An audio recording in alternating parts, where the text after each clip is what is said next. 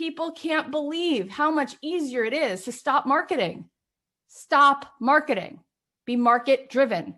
Who are you talking to? What lights her up? What breaks her heart? And then go make that thing for that person who cares about that thing, and give her that emotional freedom. Give her that turnaround. And you will watch how people take out their credit cards and they will be so grateful because you told them a story. And when they bought it, they turned into their own hero. Because of the story you told them, they became a hero to themselves. That's what you get. When people sign up for Made to Do This, I tell my team, they've already won. They've already won.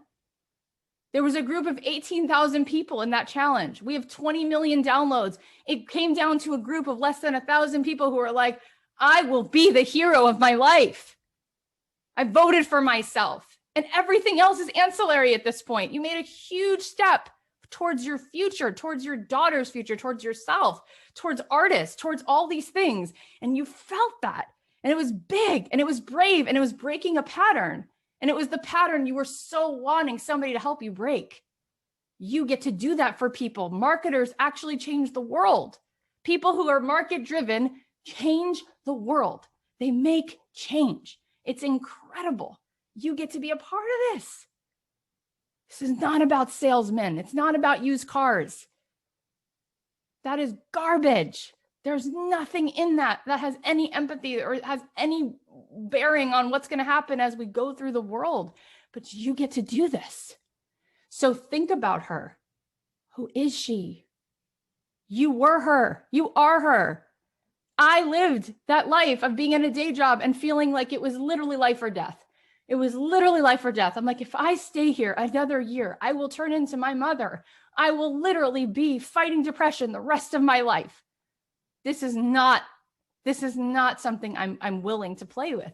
It's playing with fire.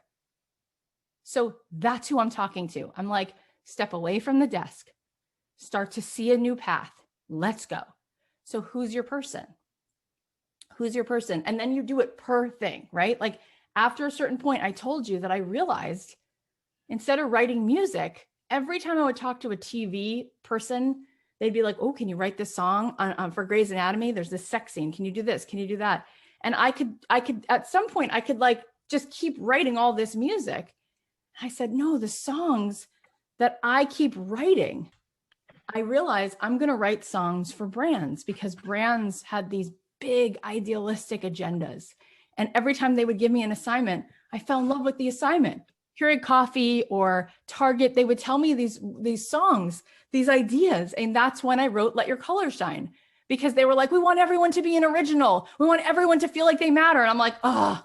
So I became known for that. And I started going to those people and saying, when you need a song like that, come to me. When you need, and I literally branded myself to those businesses as that person. Like, yeah, you can go to anyone for any song. I'm the person who's going to write the song for you that's authentic and helps people feel like they can show up in the world, that they can do something radical in the best way. Same thing when I started my music class. I was like, all right, well, what would I want to know? Who would I be talking to? What lyrics is she singing, so to speak?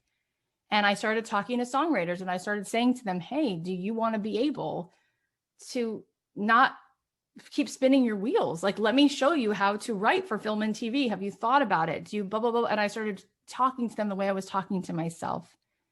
So take a second and think about emotionally, what story can you tell? And then that's why not only when Melissa said it's easier to market to when you're market driven, it's easier to build a business, because if you're making running shoes, all of a sudden you're like, wait a minute, this is so fun. If it's all for runners, what's the world? I could create a running podcast for runners. Then I could have this whole like summit for runners. Then I can make certain kinds of shoes and I can get really specific. And I can have a running coach talk about why these shoes are so helpful. And I can talk about my experience running. And then I can also talk about the fact that I never thought I was a runner. I was never a good runner because I was too tall or I was too this, but I became a runner, and running wasn't just about running. Running was about all the other things that running gave me. So if you actually put on these running shoes, not only are you a good runner, but what's going to happen? You're going to run home to yourself. You're going to run through what you need to run through. You're going to stop running around it. And I don't know. I mean, This is what's so fun. It's so creative, but it only gets to feel unlimited and creative when you actually know who you're working toward. If you're writing towards everyone, you're making vanilla ice cream. Good luck coming up with an idea for a podcast that's about vanilla ice cream. It's too much. It's too bland. It's too everything. Have a point of view. And then here's the good thing. For the first time in your life, you can say, I don't care if everybody likes me. And you want to repel and attract. There should be people who go, I don't belong here. If that's not the case, if everybody likes you, you're doing something wrong. You have no point of view. You're pleasing someone. You're not showing up somewhere, right? You should be bless and release. I can't be for everybody. You know how good people feel when they show up and they are your person, but you tell who your thing is not for? You're like, look, if you want this and this, I don't do that. I do this. It gives the people who are for you feeling of like, oh, she values me. She's not just trying to be everything to everyone. She's actually just trying to show it for me. And then the study has shown, the data has shown that if you can get to 1,000 people, you just sit back and watch them come. You don't have to do any kind of marketing. That's why I don't have any Facebook ads running, other than the fact that sometimes when we do a challenge, we send an ad to our already warm audience, right? That's it. And they did all the work for me. Is this starting to make sense? Okay.